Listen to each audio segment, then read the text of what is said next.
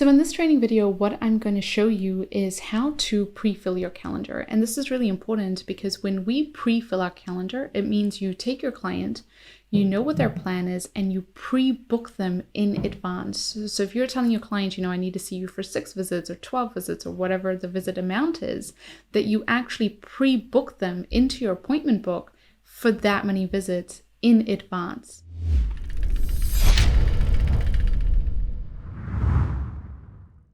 So this is really important because when we can pre-book our clients, we'll notice that they are more compliant.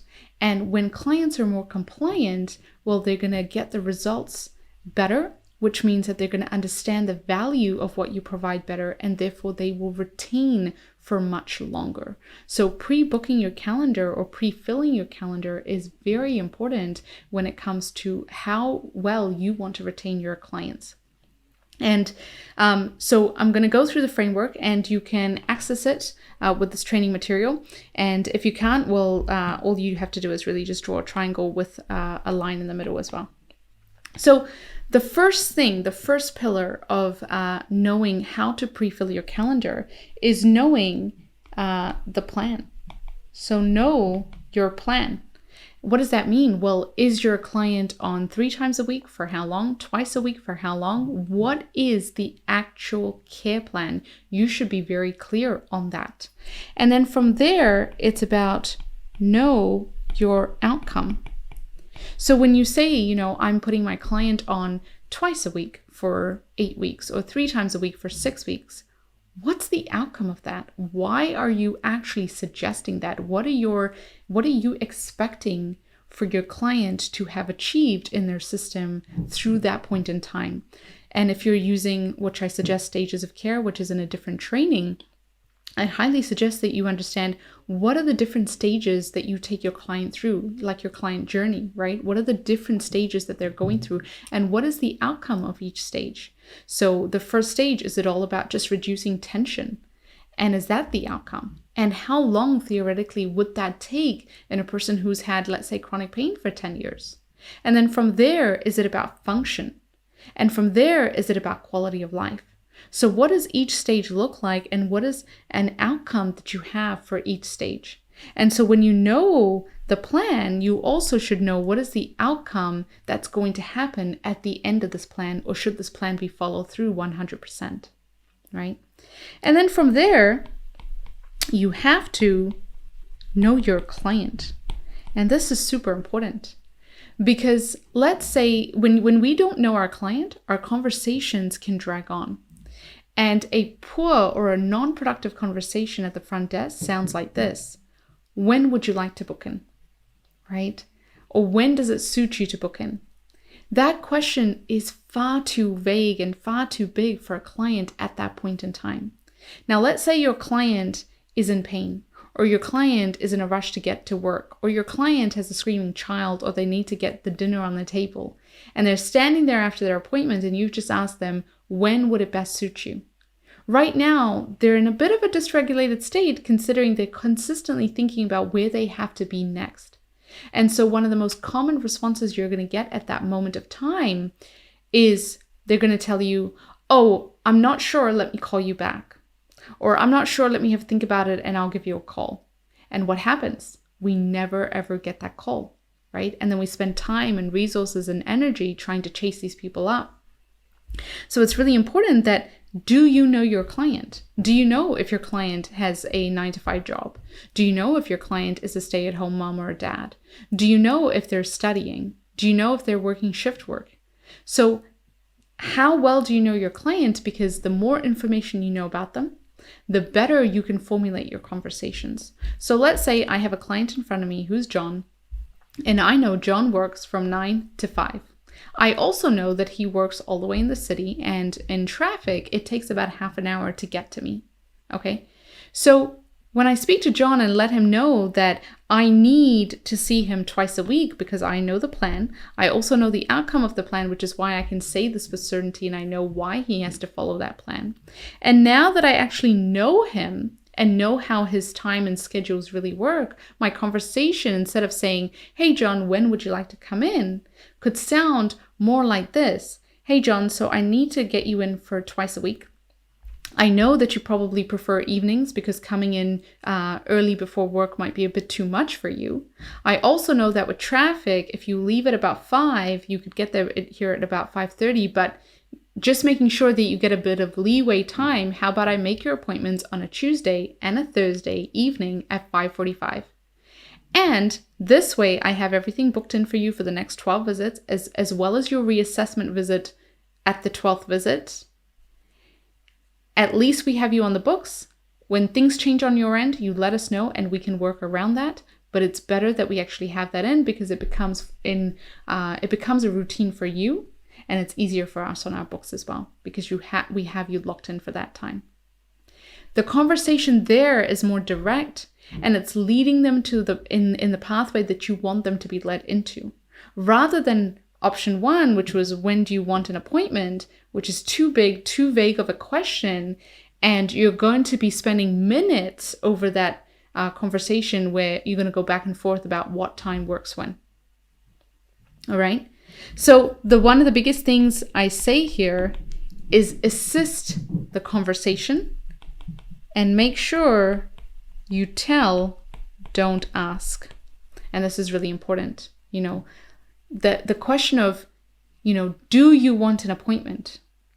That shouldn't be a question, because if you know your plan and you know your outcome, well, the question, would you like an appointment next week, shouldn't even be there. Because shouldn't you know that they should be coming in twice a week for how many ever visits? And shouldn't you know that at the end of that plan, which is, let's say, at the 12th visit, they need a reassessment. So the reassessment should already be pre-booked as well. Because I'm assuming a reassessment takes longer than a regular visit. And if so, shouldn't that be pre-booked, not just for you and your appointment book, but also for the client so that they can book their life around that at the time? So it's really important that you're assisting your conversations rather than asking the client, when do they want to book? What time do they want to book? And so on. All right.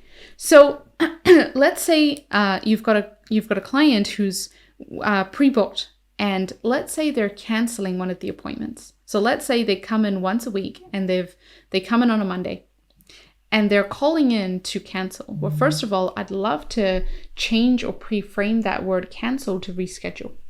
Right? There's no such thing as cancellation. You should just be rescheduling your appointment to another day and time. So when you have someone who's wanting to move their appointment and they've pre-booked in advance, meaning this person, John, is coming in on a Monday, every Monday for the next 12 weeks. He calls up and he says, I can't come on next week, Monday, but don't worry because I've gotten another appointment on a Monday after, so I'll see you then.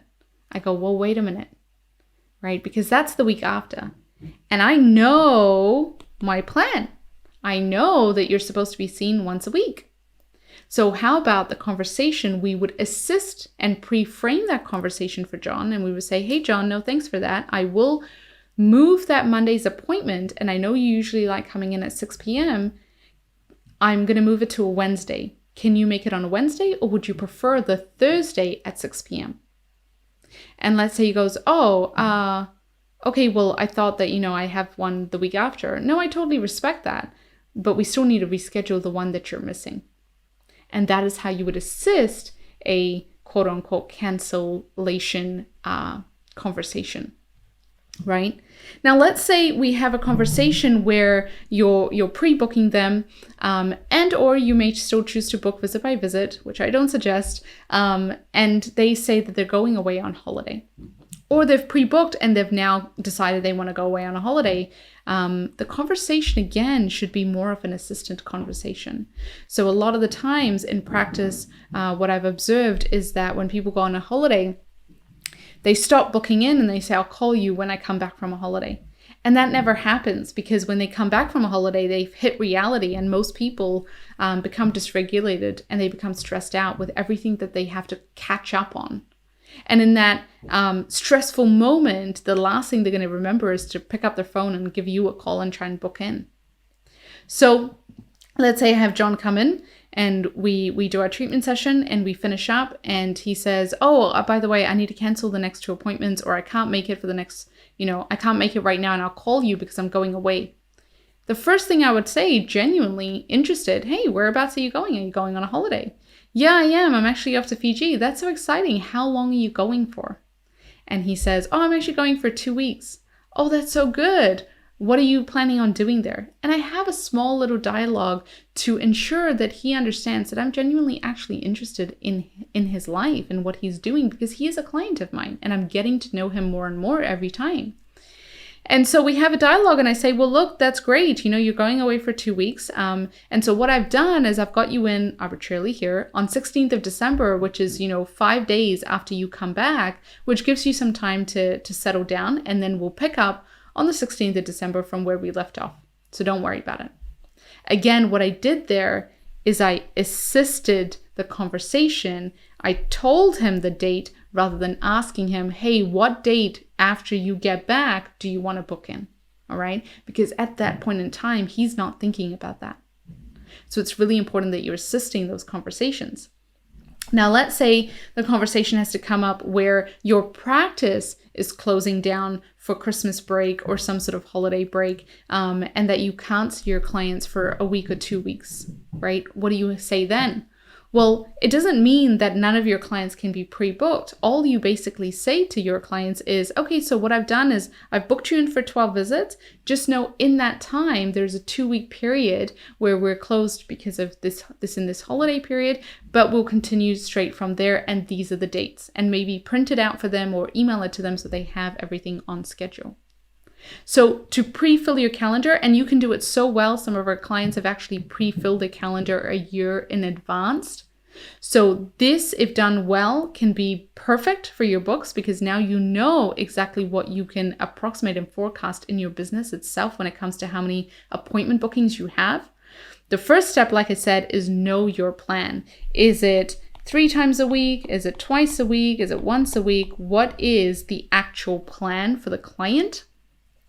Know the outcome. What are you expecting? And again, with the outcome, when is the reassessment visit happening? Is it on the 12th visit? Is it on the 24th visit? Which one is it? Because you want to be pre-booking that too. And then it's all about knowing your client, understanding whether, do they have a job? Are they stay at home? Do they have kids at certain times? Do they do pick up and drop off? And would that be an easier time to just come in at that time? And then from there, it's about always assisting the conversations that you have with them. And then from there, it's making sure that you're telling them what's going to happen rather than consistently asking them, would they like this? Would this suit? How does this sound?